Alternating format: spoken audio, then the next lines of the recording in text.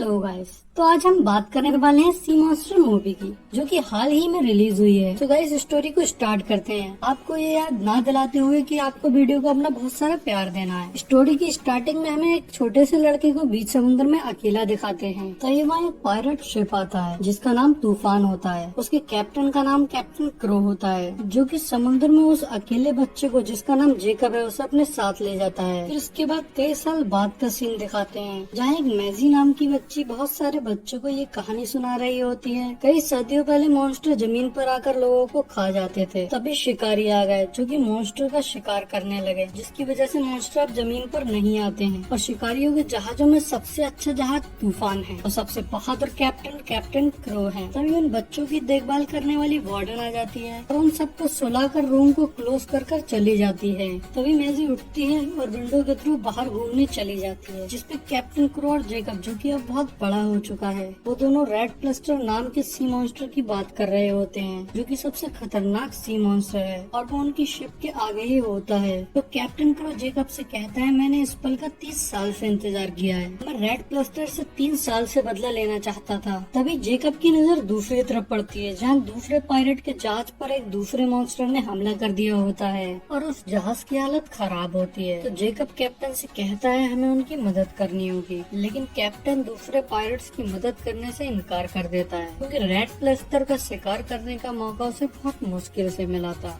अगर वो उन पायलट्स की मदद करने के लिए जाता तो ये मौका भी उसके हाथ से निकल जाता, तो इसलिए वो उन पायलट्स की मदद करने को इनकार कर देता है। लेकिन जेकब उसे पायलट का एक रूल याद दिलाता है, जिसमें एक पायलट को दूसरे पायलट की हर हालत में मदद करनी होती है। तो इस वजह से कैप्टन को रेड प्लस्टर का पीछा छोड़कर उन पायलट्स की मदद करने के लिए जाना पड़ता है। और फिर वो पायलट्स के जहाज के पास पहुंचकर एक सिग्नल देकर उस मॉन्स्टर को अपने पीछे लगा लेते हैं। और जब वो मॉन्स्टर उनके जहाज का पीछा कर रहा होता है तो वो उसको घायल कर देते हैं। लेकिन फिर भी वो मॉन्स्टर उनके जहाज पर जब हमला करता है तो जहाज के बाकी सारे लोगों की हालत और जहाज की हालत खराब हो जाती है और जेकब सबकी जान बचाते हुए उस मॉन्स्टर को मार देता है। लेकिन उनके जहाज की हालत खराब हो गई होती है, तो वो उसकी मरम्मत कराने के लिए वापस चले जाते हैं। वहाँ पहुँचकर वो ऐलान करते हैं, हम 2 दिनों के लिए रुकेंगे, जहाज की मरम्मत होते ही हम वापस निकल जाएंगे। जिसके बाद वो लोग जश्न मनाते हैं और फिर हमें मेजी को दिखाते हैं, जो कि जेकब से मिलकर उसकी तारीफ करती है और उससे कहती है, मैं भी आपकी तरह शिकारी बनना चाहती हूँ। तो जेकब उससे पूछता है, तुम कहाँ रहती हो? तो वो बताती है, मैं ऑर्फन में रहती हूँ, जहाँ राजा शहीद हुए शिकारियों के बच्चों को रखते हैं, क्योंकि मेरे माता पिता भी शिकारी थे और वो मोनार्क नाम के जहाज पे शहीद हो गए। तो जेकब उससे कहता है, तुम अभी बहुत छोटी हो,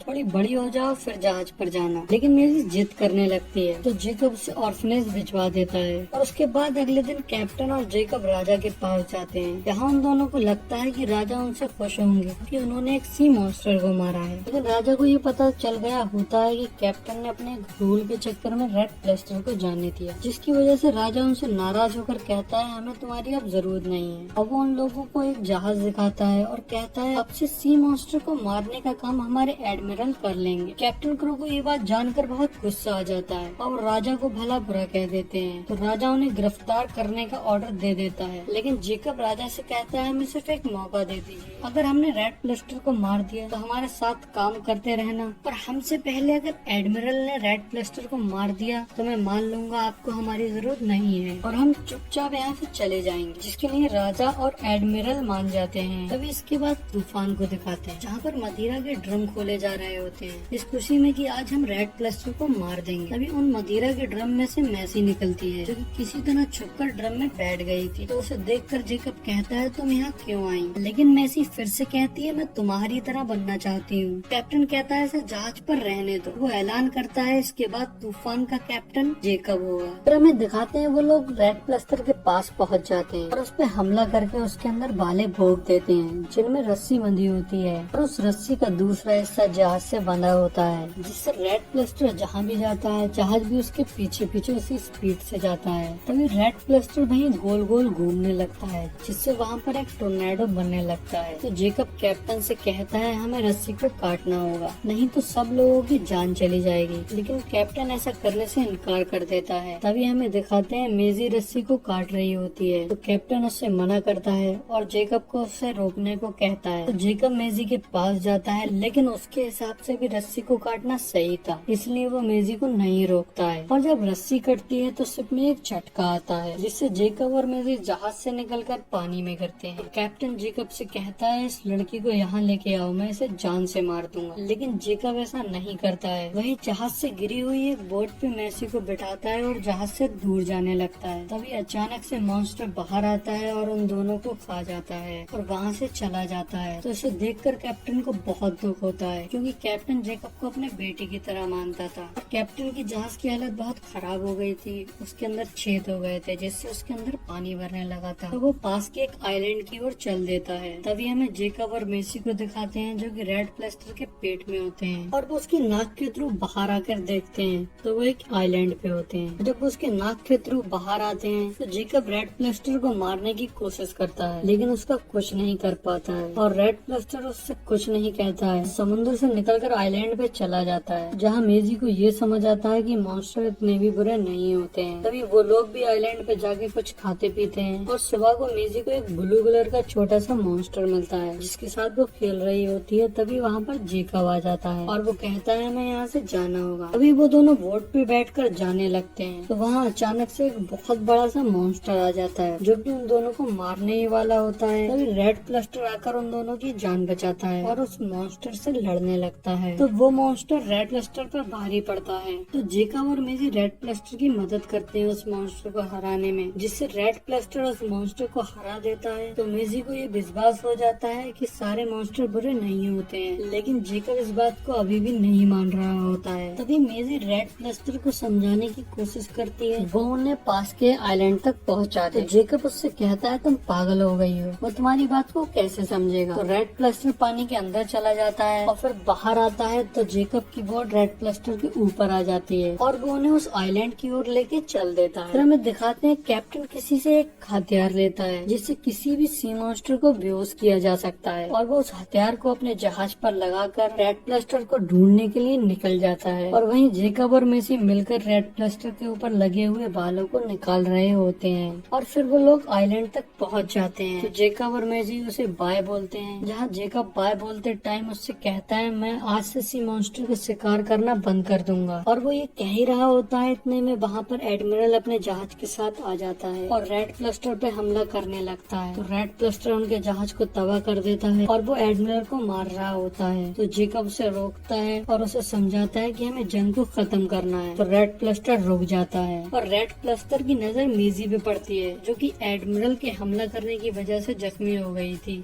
तभी अचानक से आसमान में एक सिग्नल दिखता है तो पता चलता है कैप्टन क्रो भी वहाँ आ चुका है और वो रेड प्लास्टर पे उस हथियार से हमला करके उसे बेहोश कर देते हैं। इसके बाद कैप्टन की नजर जेकब पे पड़ती है जिसे देखकर वो काफी हैरान और खुश हो जाता है। तभी जेकब जहाज पर आकर मेजी का इलाज कराता है और कैप्टन को सारी बात बताता है कि कैसे उस मॉन्स्टर ने उन लोगों की मदद की और उन लोगों ने मॉन्स्टर की मदद। लेकिन कैप्टन क्रो उसकी बात को नहीं सुनता है। वो रेड प्लास्टर को लेकर राजा के महल पहुँच जाता है जहाँ वो सबके सामने रेड प्लास्टर को मारने वाला होता है। तो जेकब उसे रोक लेता है और कैप्टन से कहता है मैं तुम्हें ऐसा नहीं करने दूंगा। तो उन दोनों के बीच में फाइट होने लगती है जो कि कैप्टन जीत जाता है और जेकब को नीचे पानी में फेंक देता है। तभी हमें मेजी को दिखाते हैं जो कि रेड प्लास्टर की रस्सी को काट देती है जिससे वो आजाद हो जाता है और जब वो हिलता है तो उसके ऊपर कैप्टन होता है जो कि नीचे गिर जाता है। बहुत सारे लोग होते हैं जो कि ये देखकर काफी डर जाते हैं। तभी रेड प्लास्टर कैप्टन को मारने के लिए बढ़ता है तो मेजी बीच में आ जाती है और उसे रोक लेती है जिसे देखकर वहाँ सारे लोग बहुत हैरान हो जाते हैं और वहाँ जेकब भी आ जाता है और सबसे कहता है हम इस जंग को यहीं खत्म करते हैं, अब से सी मॉन्स्टर का शिकार कोई भी नहीं करेगा। तभी मेजी और जेकब रेड प्लास्टर के ऊपर चढ़ जाते हैं जहाँ मेजी सबको पुरानी बुक्स दिखाकर जो कि कैप्टन के रूम से मिली थी उन बुक्स को दिखाकर कहती है ये मॉन्स्टर कभी भी बुरे नहीं थे, राजा रानी के पूर्वजों ने झूठ बोलकर इन पे हमला करवाया जिससे ये मॉन्स्टर भी हम लोगों पे हमला करने लगे, वरना ये मॉन्स्टर कभी भी बुरे नहीं थे। तो ये बात सुनकर राजा रानी रेड प्लास्टर मेजी और जेकब को मारने का ऑर्डर अपने जनरल को देते हैं। लेकिन वहाँ पर बहुत सारे लोग होते हैं जो कि राजा रानी से कहते हैं कि उन्हें जाने दिया जाए और राजा का जनरल भी उन पे हमला नहीं करता है। तो जेकब मेजी और रेड प्लास्टर वहाँ से चले जाते हैं और इसके बाद कैप्टन भी सुधर जाता है। तभी हमें जेकब और मेजी को दिखाते हैं जो कि उसी आइलैंड पे एक घर बनाकर रेड प्लास्टर के साथ रह रहे होते हैं और यही हमारी मूवी का एंड हो जाता है।